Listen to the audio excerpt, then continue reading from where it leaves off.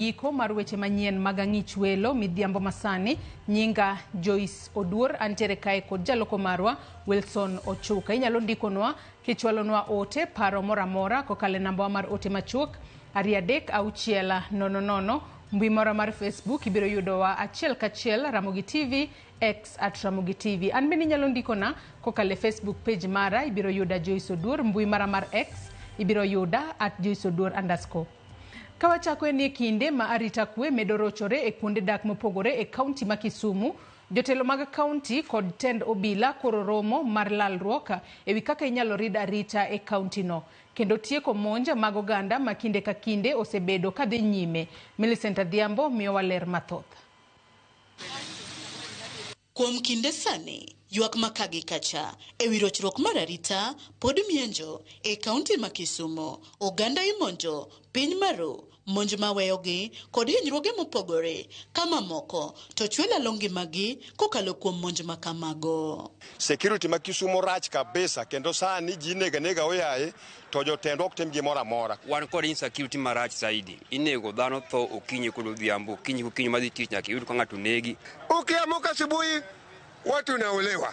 Kwa maana hata kuna chakula hii majenzi nakula. Bendegi yango ni sani kata mana weche ohala orochore nikech chuno nyaka gilor chon gidog pacho ka mudho pok odonjo kaka yorno mar kwepo monje lwet jomaundu masani ohonore mayo kendo nego ji ahoyaye. Sani Kisumu ka ok nyal ringo otieno kiringo to ina ng'ama ikwanya kamoro no in ng'ama osetho. Sasa hata sisi yuko kwa kafi huko karibu na Utongolo. Kafiu. Sasa hii ni mtu mkubwa kama na mimi kwa salala. Hata fana tembea kwa boma. Watu wanaolewa kiolela. Ukitembea saa 2 saa 1:30 unapigwa kichwa na chuma. Wengi wamekufa. Jodak mawuok e gwenge mopogore e kaunti ma Kisumu koro medo dengo ne sirikal mondo ne kaka weche arita e kaunti no inyalo jiw ni mar weche njore mamedo dhi nyime koro medo kelo ne giluoro mokalo e ngimagi. Atmabro kao kuma keture kindikio e siasa mar interior.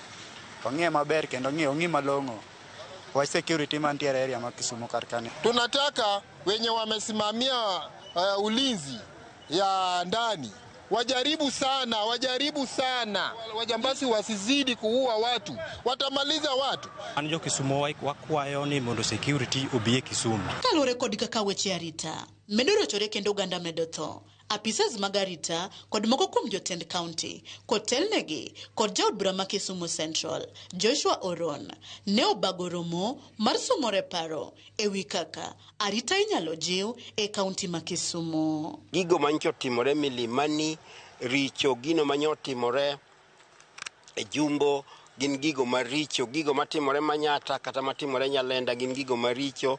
Twawacho gi duol mamalo ni ok wabiyie jogo matin oketh ne jogo mang'eny e Kisumu. Oron ne osingo mar biro neno ni gitiyo machiegni kod obila e rido arita kaachiel kod siro apisas go kod gigo madwarore mondo chenro mag timo apedha mar kolo oko jomaundu kuonde magipondoe odhi kare. Awinjora gi jotelo gi nabiro ng'iyo kaka nyalo konyogi e yore mag rito kwe kama gionge manyonge. Wabiro ng'iyo kaka wanyalo yudo manyonge mondo okonygi wuotho gotieno. E kinde ma jalup county commissioner ma Kisumu Central Langat Bosek singo mar tiyo machiegni gi tend county eno ne girido arita ma Kisumu. Gikwayo jodong gweng' bende mondo okonygi e chiwo lipode mag njore kod jonjore magichich godo e kor gwenge. Kaka jogo modak Kisumu ni security wachakore kodwa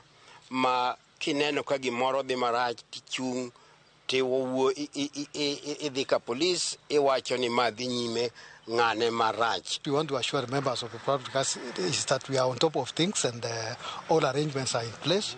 Our officers have been able to carry out intelligence-led operations, which has assisted us in getting some of the criminals. Millicent Adhiambo, Ramogi TV, Kisumu County. Obila ma Nairobi